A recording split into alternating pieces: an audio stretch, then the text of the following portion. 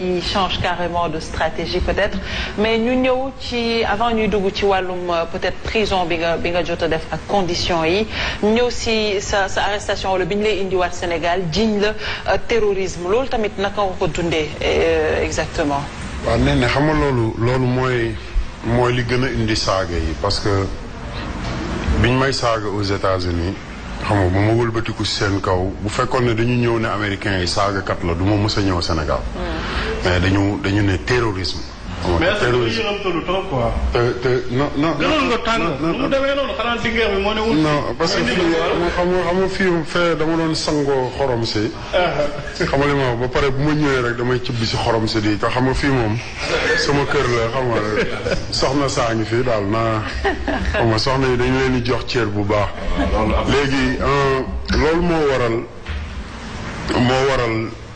bi ma ñëwee Sénégal ñu ne Assane bu egsee Sénégal dina bàyyi saaga parce que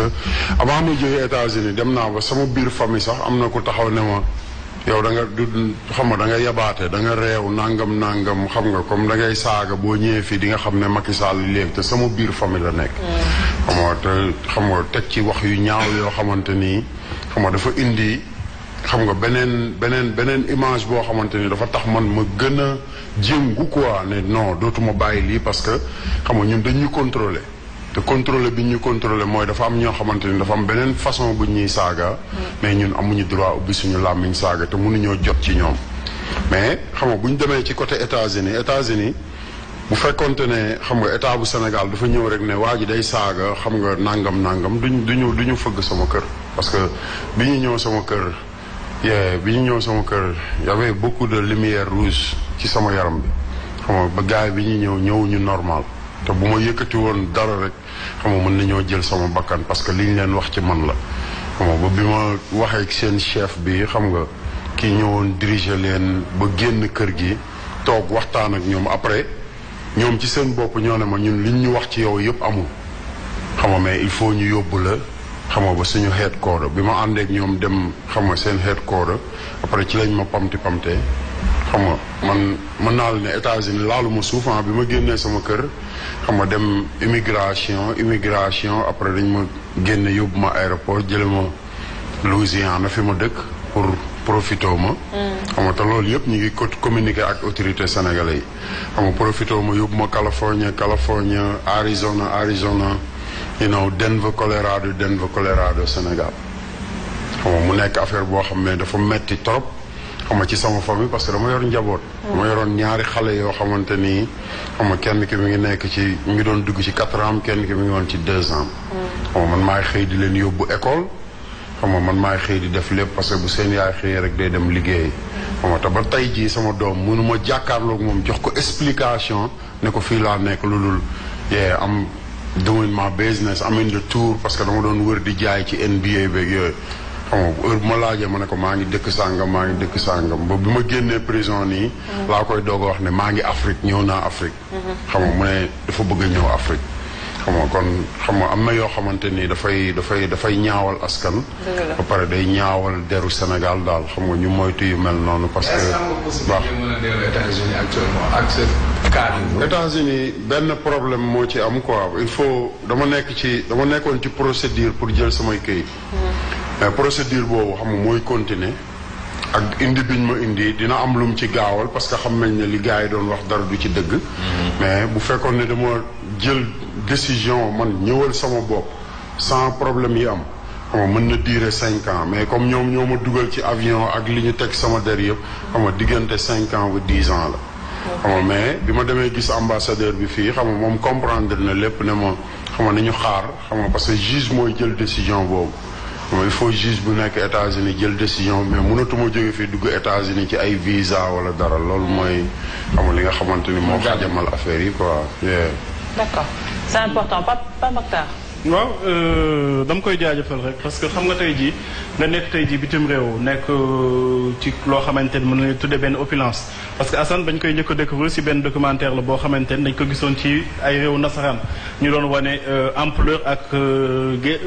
gëm-gëm daal bu nekk ci mouridisme ba du ñuy bàyyi seen activités yi dem di ñëw ci màggal Tuubaa bi ñuy wane benn Assane Diouf mu nekkoon benn xale boo xamante ni dafa jóge Afrique ba muy ñëw yorul woon dara mu taxoon ci benn angle di jaay ay montre ba après yàlla defal ko xewal ba muy dawal ay oto yoo xamante ne sax jërëjëf Serigne Touba lañ doon def ci plaque oto yooyu donc loolu tey ji yaakaar naa bu nekkul fierté bu nekkul tey ji loo xamante dañ ko war a mën a naboo xaw ma la nañ war a mën a naboo beneen bi tey xam nga les professeurs dañu wax ni au nom de la liberté est-ce que am nañu droit wax lu ñu neex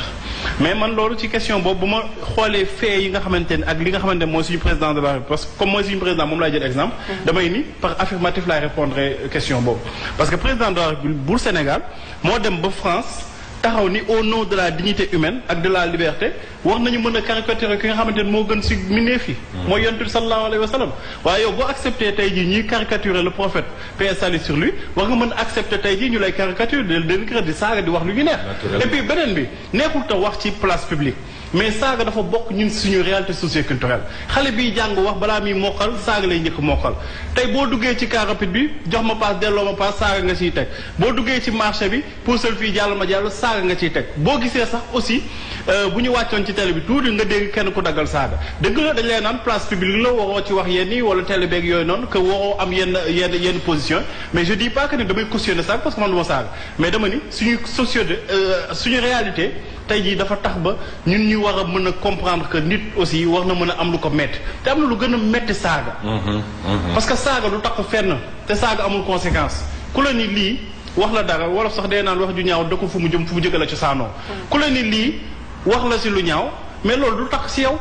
mais koo xamante ne dañ ko dénk alal bi ñu ni ko alal bi dafa war a dem tabaxi nangami dispensaire nangami hôpital nangami école alal boobu tey jii boo ko jëlee du nga ko sa biir poche xale bu fa dee yow yaay responsable bi te loolu moo gën a pire saaga fii da ngay dégg ñun la benn ministre wala benn ancien premier ministre am na patrimoine boo xamante ne bu ñu ko estimé jege na 5 milliards wala 6 milliards da ngay dégg benn ancien président ñun la koo xamante ni ay année ci ginnaaw dafa doon loué tey jii patrimoine boo ko estimé dépassé na 8 milliards te loolu yaakaar naan moo ëpp saaga moo gën a metti saaga parce que loolu conséquences yi mooy ay nit ñoo ciy faatu parce que xaalis bi nga xamante ne bu ko doon def ci hôpital bu ko doon def ci feneen ak feneen ak feneen tey jii xaalis bi dina mën a fexe ba sauver ay bakkan sauver ay askan je crois que ci Assane Diouf wax nañu mën a dépasser forme bi te xool li nga xamante ne mooy le fond concentré wu nag ci li nga xamante ne mooy propos yi te bañ a lijjanti forme bi mën nañ si bañ a d'accord man d'accord ma si bokk ma si ñi naan dañuy ko seen saaga mais aussi nee na Assane Diouf tey ji bu doon toog di waxtaan comme oustaz mais les gens ne vont pas le suivre c'est absolument Sénégal booy wax di daggal ndey dañ lay seetaan booy wax di saaga dañ lay seetaan. waaw mais pour ñu seetaan la moo tax nga war a dem à l'extrême comme ça. je dis man du ma mës a ni la fin justifie les moyens mais dama ni. Assane Diouf bu doon wax kase lemmal toog di xoole. mel ni oustaz duñ ko déglu. il a fallu que mu commencé di saaga nit ñi commencé di intéressé wu ci lan lay wax. ba ñeneen ñi au delà de saaga bi di déglu li nga xamante ne moom mooy discours bi. ok Omar Faye. bon franchement déglu na bu baax parce que Assane tey xam nga dafa metti ci Sénégal nga nekk à l'extérieur ñu taxé la de djihadiste sa propre pays yow fi nga juddoo nga xam ne ñoo war a assurer sa sécurité fa nga nekk ñoo la fa war a taxaw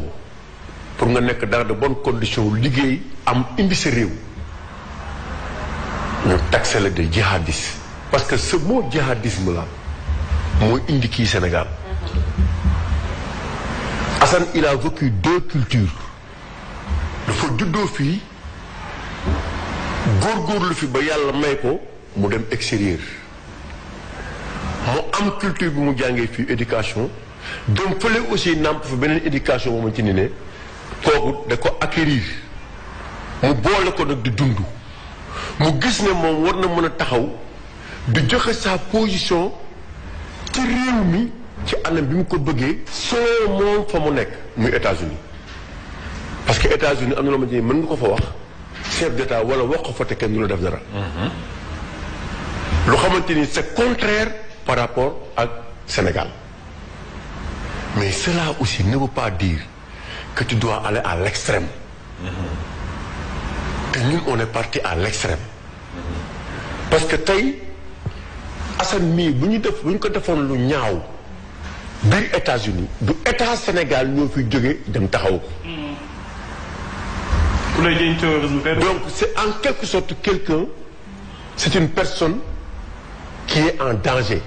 quelqu'un qui est en danger boobu et qui n'est pas assisté par son par son état te loolu rafetul saaga kenn waxul nit mu saaga saaga ñëpp da nga ko bannir dem nañ ba ne il faut criminaliser même l'injure parce que ñun ñu bëri tey ñi ngi gis ñi rey ay nit wala di jëm ay nit parce que dañ leen saaga ndey kooku ñëpp gis nañ ko mais li mu dund la ne nit ku ne fa ngay amee di dundal sa njaboot buñ la fa jëlee que la fa jëlee noo mën a def pour détruire que tu es prêt à le faire et c'est ce qui est arrivé à Assane te dafa dem ba dans cette situation là est devenu un événement traumatisant chez lui parce que neexul aussi àdduna lu dëgg te ñun nag réew mi nañ ko wax luñ ci waxul Ablaye Wade amul góor bi dee na suul nañ ko saaga bi gën a ñaaw def nañ ko Ablaye Wade lu ne taxe nañ ko non seulement ici il y a une délégation composée de Idriss Seck de Alioune Tine de Gadio qui ont quitté ici pour aller aux États-Unis dem ba Nations Unies ne Ablaye Wade day naax dafa amee prostate il doit plus diriger les États-Unis ont été obligés de dépêcher un sénateur mu ñëw fekk ko fii au palais pour waxoon ne ko nga génn si réew parce que mu too ko jox loolu c'était beaucoup plus grave. Où est Ablaye Wade aujourd'hui? Il n'est pas là. yàlla yokk ay fanam mais wér-gu-yaram il n'est pas là. réew tolluwaay la da ngay am esprit de dépassement mais mënoo yor réew bu nit waxee rek wala bu nit jëggaree rek nga bëgg ko ñëw léegi ne danga koy faj loolu baaxul te sa ñoom dañu bëri façon bu ñuy fajee tey taxe nañ Assane Diouf le djihadiste vous l'avez vécu avec Sen TV vous n'avez plus Joni vous n'avez plus rien lépp lu buggaan yoroon coupé nañ ko pour que financièrement mu bañ a dund ki bu subaa tey bu doon professeur bu waxee benn wax boo deful nànk mën na ñu ngi seet wala trouver ay pexe sax pour seet kii ni ñu ko yóbbu kii dugg pour affecter ko foofu waaw léegi réew nan lañ ko mën a diriger dans ces conditions là yooyu nag boo ko defee nit tu es obligé d'être agressif mais en tout cas li ma mën a wax mooy Assane actuellement am nga benn position ci réew mi boo ma ci nii ne bu ko xeeb parce que ñun du ñu waxantu sénégalais ñu ngi lay déglu am na cër buñ la jox te léegi nag toll nga tolluwaay boo ma ci nii ne dans tes combats il faut écarter le mot injure et maintenant mener un combat boo ma ci nii vraiment les sénégalais vont adhérer à ça. C'est important alors xam naa